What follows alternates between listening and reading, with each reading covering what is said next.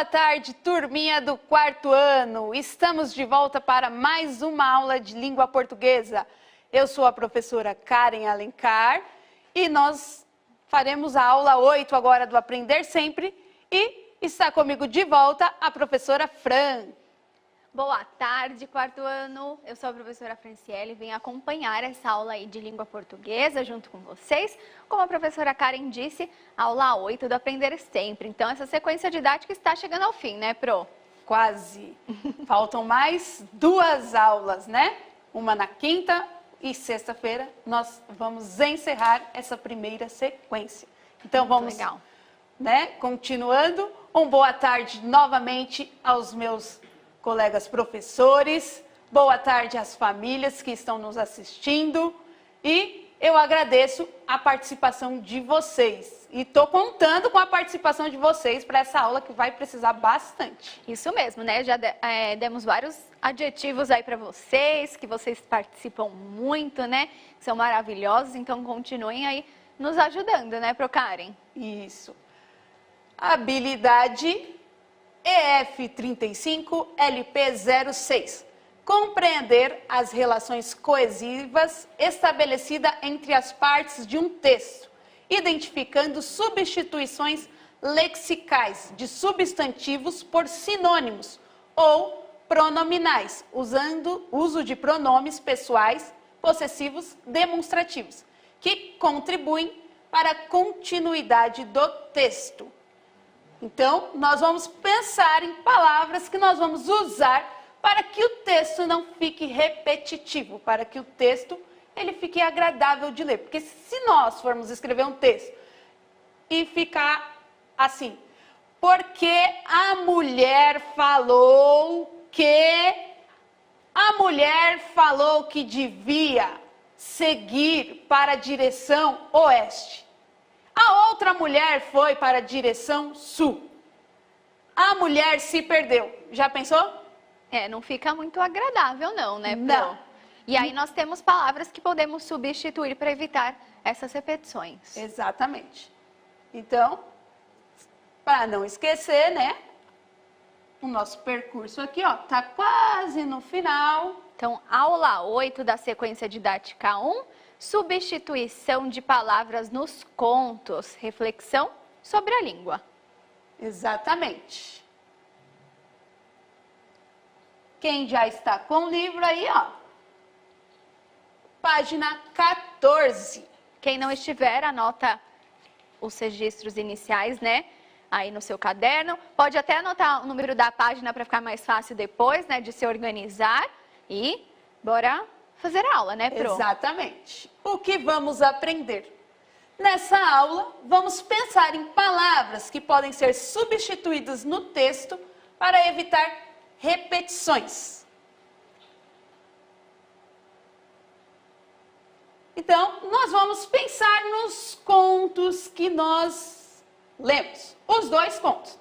O das 3 fiandeiras e o da fiandeira preguiçosa. O que eu quero que vocês pensem? Nesses contos, os personagens não tinham nomes, certo? Quando eu olho o conto da Cinderela, Pro Fran, aparece nome, não aparece? Aparece. Realmente, eu não tinha parado para pensar nisso, Pro. Quando eu vou pensar no conto Branca de Neve, aparece nomes. Sim. Os nossos contos não tinham nomes. Como que o autor nomeou os personagens? Quais foram os substantivos que ele usou para que nós entendêssemos cada personagem, que nós compreendêssemos qual era o papel de cada personagem e quem era que estava desempenhando cada papel. Coloca aí para mim no chat quais foram esses substantivos, que nós vamos fazer a lista. Aqui, ó, podemos observar que os personagens desses contos não têm nome. Que palavras são usadas pelo narrador para indicar a quem se refere? Enquanto vocês vão pensando, eu vou conversar aqui com vocês o que é o narrador. O narrador é quem conta a história. Ele pode participar da história ou não. No conto, normalmente, ele é uma pessoa que está fora da história. Mas existem outros gêneros que o narrador participa sim da história. Então, o narrador é quem conta a história. quais foram os termos que esse narrador usou. Vamos lá? E já estão mandando vários, Pro. E o primeiro, ó, que eu li agora ali, moça. Moça, então, vou começar aqui o primeiro em letra maiúscula, porque nós estamos começando, certo? Os outros eu vou colocar do lado. Moça, qual mais? Mandaram mulher. Mulher.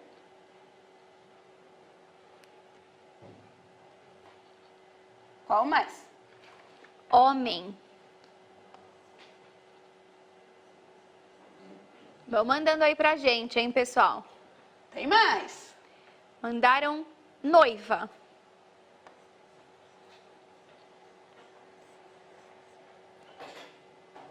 Aparece mais. Marido.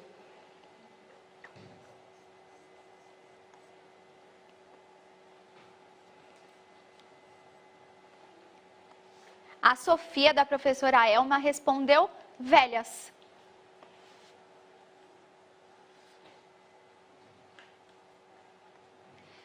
Já o Pedro Henrique, da professora Mary, respondeu fiandeira.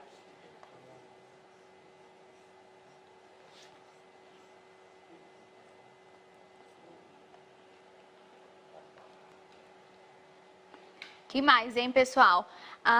Alguém respondeu comerciante, mas eu acho que seria mercador, né? É, o termo que aparece no texto é mercador.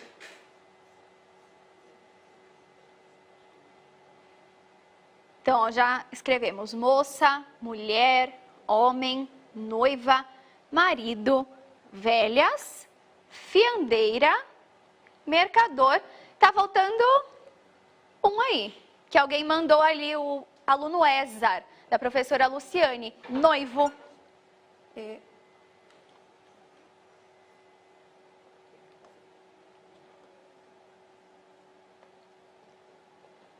Então, estão aí as palavras, né, que foram usadas pelo narrador para indicar a quem ele estava se referindo, né? Já que os personagens não tinham nome, ele deu um jeito aí da gente entender sobre quem se tratava. Ele usou esses substantivos, né? Moça, mulher, homem, noiva, marido, velhas, fiandeira, mercador e noivo. Esses termos aparecem, né?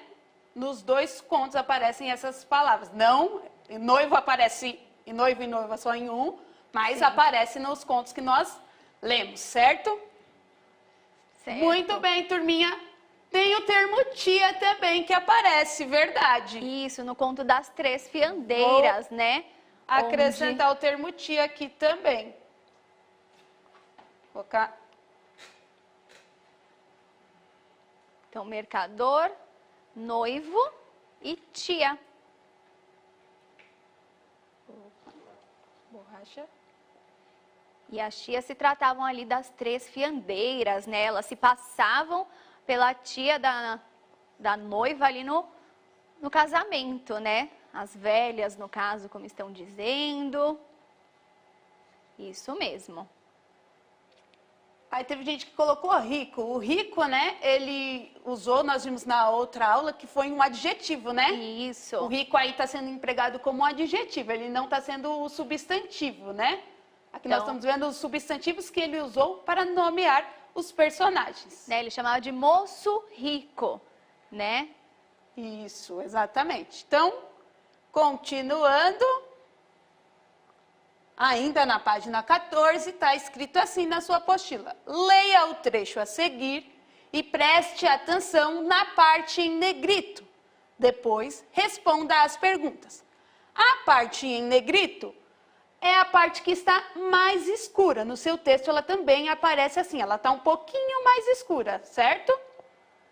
Que é para dar um destaque. Há muitos e muitos anos, vivia numa aldeia um casal. A mulher, porém, era tão preguiçosa que nunca tinha vontade de trabalhar. Se o marido mandava fiar, ela empregava um tempo enorme para o fazer. Não acabava nunca o trabalho. E, se acaso punha-se a fiar, não dobrava o fio, deixando-o todo embaraçado. Então, vamos prestar bastante atenção nesse trecho, porque nós vamos usar ele a aula inteira. inteira. Então, um trecho ali do conto da fiandeira preguiçosa, né? Exatamente. Nós vamos usar ele para responder todas as perguntas dessa aula, certo? Eu vou pedir a Prof. Fran vai ler mais uma vez e aí nós vamos para as perguntas. Tá Para bom. quem perdeu a minha leitura, acompanhe agora com a Prof. Fran. Então, há muitos e muitos anos, vivia numa aldeia um casal. A mulher, porém, era tão preguiçosa que nunca tinha vontade de trabalhar. Se o marido mandava afiar, ela empregava um tempo enorme para o fazer. Não acabava nunca o trabalho e, se acaso punha-se a afiar, não dobrava o fio, deixando-o todo embaraçado. Então, vamos lá. Quem prestou atenção vai responder aí para mim agora. O marido mandava quem fiar? O que o texto diz? Quem que o marido mandava fiar? Ali no texto, né? Estão respondendo mulher. A mulher. Então, ele mandava quem fiar? A mulher.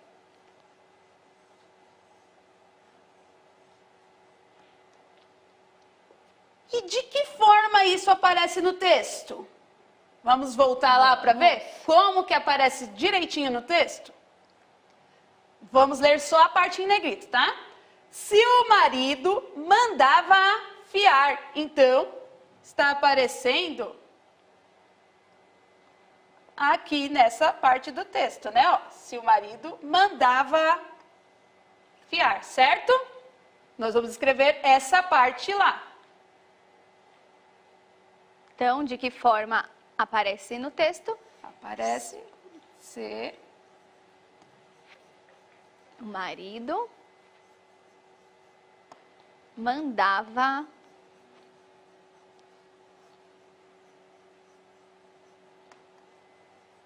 fiar.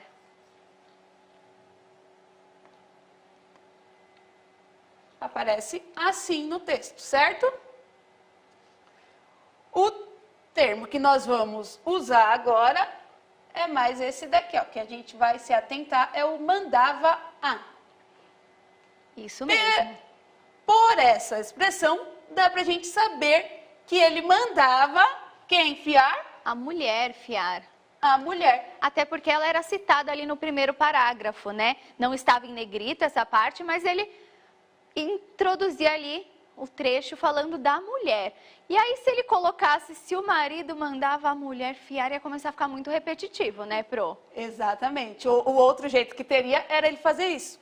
Como ele não pode, porque o texto fica cansativo, você ficar repetindo, para ele não repetir, que ele mandava a mulher fiar, mandava a, que é a mesma coisa que mandava ela. Mas aí ele abrevia e fica mandava, usa esse tracinho, que é um hífen, mandava a, certo? Certo. Vamos para a próxima. Quem empregava um tempo enorme para fiar? E aí, agora outra pergunta, né? Quem empregava um tempo enorme para fiar? Eles estão respondendo no chat que a mulher. A mulher novamente. A Rebeca, da professora Mary, mandando aí, o Guilherme, todos respondendo a mulher. Então, novamente se trata da mulher. Agora, de que forma aparece no texto? Vamos Vamos voltar lá?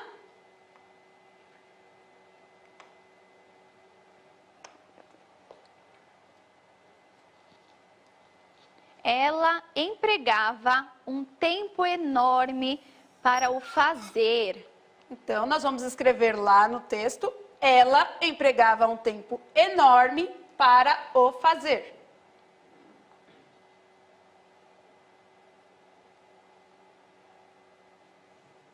Então, ela.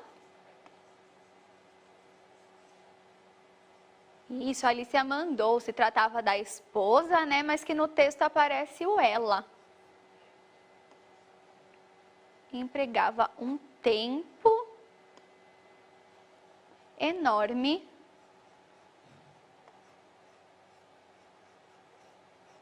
para o fazer. Então, assim que aparece no texto, certo? Certo, Uma coisa que eu havia esquecido no outro é que, como nós estamos pegando trechinho do texto, é sempre bom a gente colocar entre aspas, certo? Vou até voltar aqui, ó, e deixar sempre em aspas, porque nós estamos tirando de algum lugar. Quando você tira de algum lugar, você tem que colocar entre aspas para saber que você tirou de algum lugar, de algum texto, que essa escrita sua tem uma fonte. Se tem uma fonte, você coloca entre aspas, que não foi você que criou, né? Então, você coloca sempre entre aspas. E aí, para quem está na dúvida, tá? Aí é na página 15 do Aprender Sempre, tá, pessoal? É o material, né, aí de apoio da rede, e nós estamos seguindo esse material, né, hoje na aula 8. Isso, exatamente. Então, no outro, ele usou só o a, né? Isso. Agora, ele já usou um outro O ela. um pronome aqui, que é o ela. Ela empregava. Ao invés de falar a mulher empregava, ele usou outro termo, que foi o ela. E se tratando da mesma pessoa, né? Exatamente. Imagina esse parágrafo com tanto de mulher que ia ficar muito difícil. se ele não usasse outros recursos, né? Outras palavras. Quem deixava o fio todo embaraçado? E aí? Quem era que deixava o fio todo embaraçado? Quem na história fazia isso? Nesse trechinho que nós lemos. E novamente estão respondendo a mulher, o aluno Léo, da O professora Léo respondeu. Luísa. Então, A aluna Júlia, a Lara, a Emily, todos respondendo a mulher. a mulher de novo. E aí, de que forma aparece no texto? Vamos voltar lá, né, ver? Pro?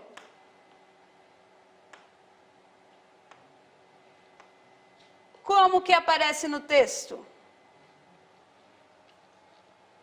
Então, ó, deixando todo embaraçado. Como que aparece no texto? Deixando-o todo embaraçado. Então, ixi, voltou. Então, estamos falando novamente da mulher e aparece no texto deixando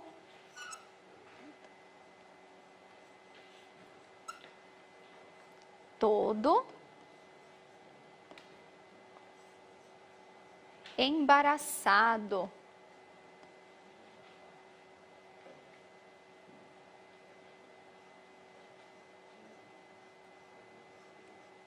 Isso mesmo. Então, aparece, né, desse jeito no texto. E ele, mais uma vez, está falando da mulher, né? Mas de uma maneira diferente. Exatamente. A gente sabe que é da mulher, porque se a gente voltar lá no texto, né? Ele fala, né? E se acaso punha-se, quem punha-se era a mulher, né? Isso. Afiar, não dobrava o fio, deixando-o todo embaraçado.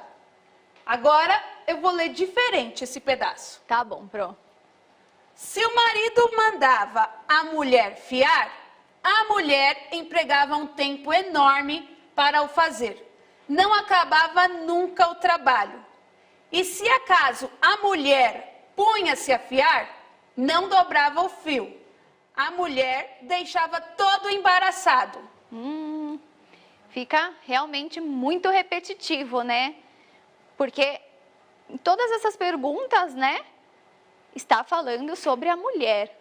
E Exatamente. aí, substituindo, né, essas palavras, mas se a gente usasse a mulher em todas as partes, fica estranho. Fica muito estranho.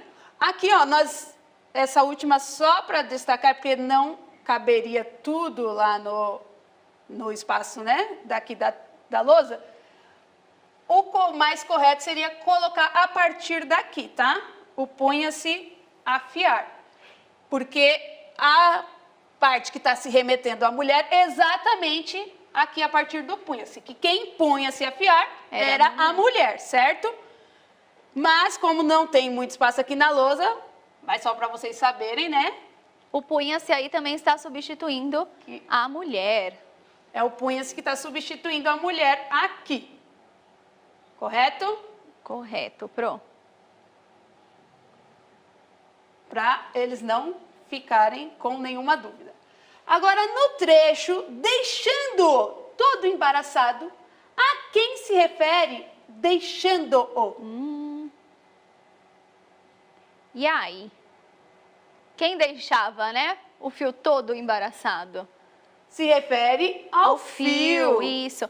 Porque também, né? A palavra fio acaba aparecendo bastante ali, né, Pro? O fio. Vamos voltar lá no texto. Eu vou apagar aqui, para ficar sem nenhuma marcação. Se o marido mandava afiar, ela empregava um tempo enorme para o fazer. Não acabava nunca o trabalho.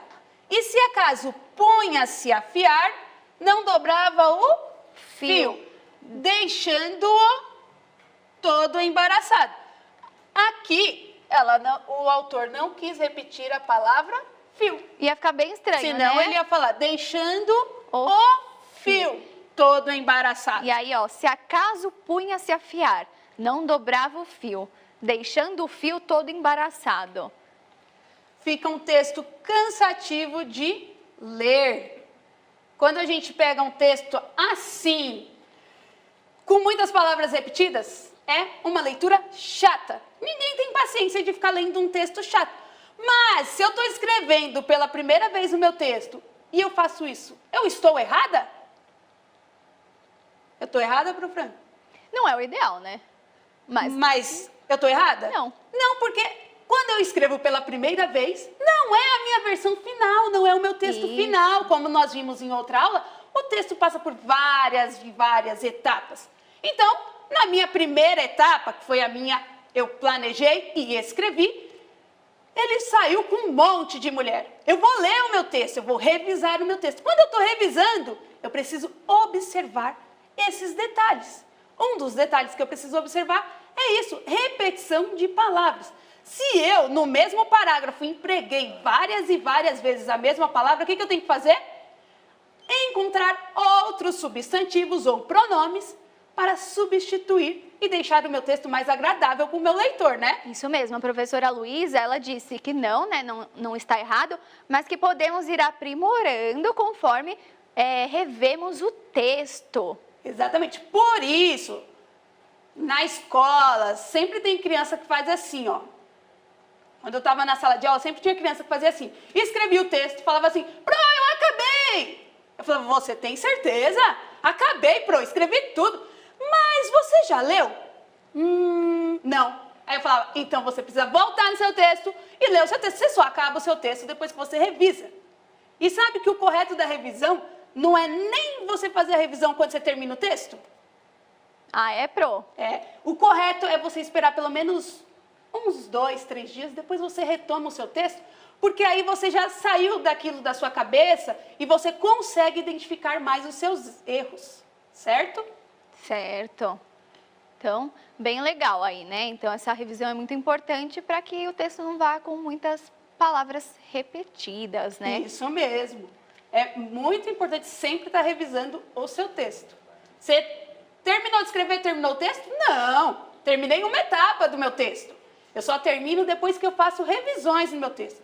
Fiz revisões, vou arrumar e vai aprimorando o meu texto e ele vai ficar agradável. Eu sempre tenho que pensar em quem vai ler o meu texto. Essa pessoa vai achar legal ou não, certo? Isso mesmo. Então, síntese da aula, refletimos sobre coesão textual, pensando em palavras que podem ser substituídas para evitar repetições.